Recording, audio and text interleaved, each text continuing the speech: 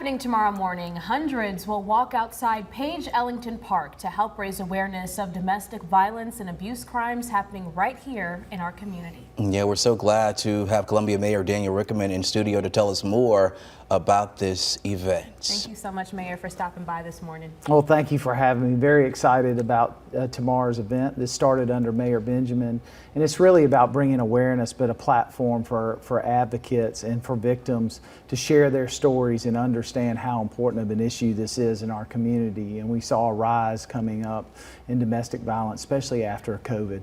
And so we want to keep it on top of everybody's mind that there is lots of help out there, and there's lots of opportunities for people to be involved, and that they shouldn't be afraid. But this affects, they're saying 20 people every minute in the United States. Mm-hmm. So that's roughly 12 million people a year, and it's both men and women.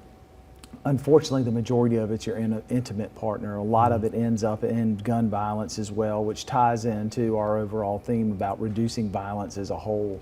But we're excited about the walk. At 9 a.m. we're going to have a platform, a period of time for people to reflect and some other folks to tell their stories, and so that they can connect. And then at 10 o'clock we're going to take a big walk with hopefully hundreds and hundreds of people there supporting all these advocates from different agencies I know that are coming, different businesses that have signed up, but individuals and folks who just want to be there to be supportive of their loved ones. Well, 17 years of this event, and talking about how it's a way for people to come together, how has this impacted the community? Have you seen more people stepping forward, sharing stories among one another? No doubt. I think the stories last year especially, what a story. We had a lady who told her story about escaping domestic violence. Then she went as a 40-year-old to go to law school and got her law degree, and now she defends victims in domestic violence. She found her calling. She said she did something good out of something bad. And so when you hear those stories, I got goosebumps now talking about it. But when you hear that and you realize this is going on in our community, what can I do to help? I think it gets people energized to say, you know what, we got to do everything we can to make sure this stays in the forefront and we don't just talk about it once a year. Absolutely. So the South Carolina Coalition Against Domestic Violence reported that more than 30,000 victims were affected by domestic violence statewide.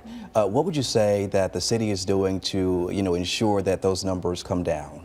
Well, I think, part of our violence prevention office that we put into place this year, bringing that director in, it's not just focused on gun violence, but domestic violence and violence on a whole, because there's a lot, they cross-pollinate a lot, unfortunately. The scary part is those 30,000 is probably a low number. Think about how many we don't know about. And I think that's what we want to make sure. So being an advocate, we're training our officers. We got clinicians that work with our officers now, so that we make sure that we have the tools, and today with the technology, to make sure that we can provide service and get people into the help and give them an outlet. We have a great service book that's printed by the city that has all of the services available. But right downtown we have Sister Care. They do an incredible job. I went in the dunking booth for them. I truly believe in it. So I think our job and our obligation is to continue to be there as a resource.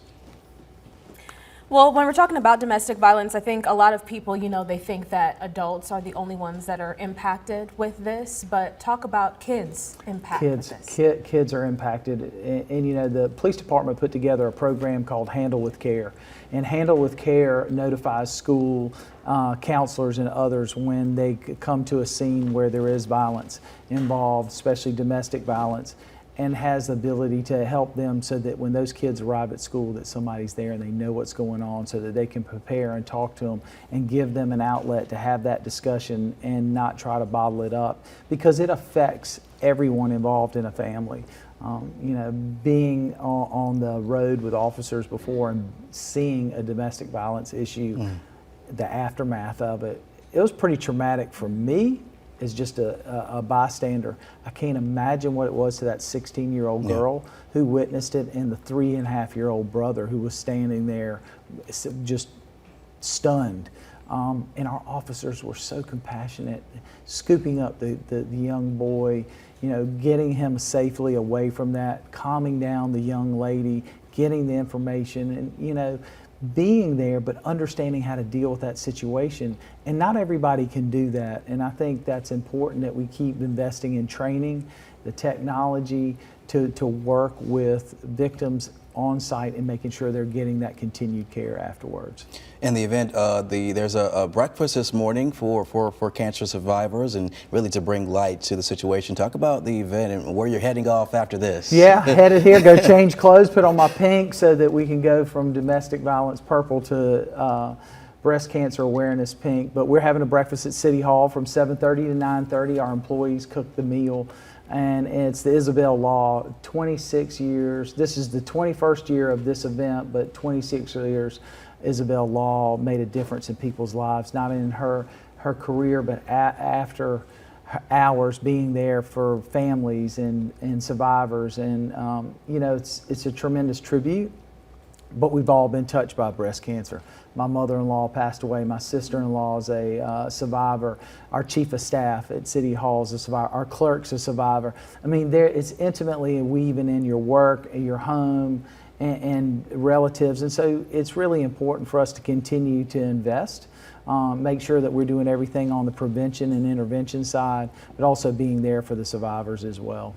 Now, really quickly, you all are trying to reach a goal of $25,000, and then if that goal is reached, you're going to be wearing a pink suit. I said that if we could get to 20, I'll stand on Main Street with a pink suit on and a sign that says thank you and morning traffic, so that we can continue to keep Breast Cancer Awareness Month going and get some excitement about it, but maybe it was a little incentive to get us to that goal. Absolutely, why not? You know what? We're going to make sure that we see the mayor standing outside with this pink suit, so we're going to reach our goal for sure. And we're going to have more from that breakfast later on at midday, so be sure to tune in.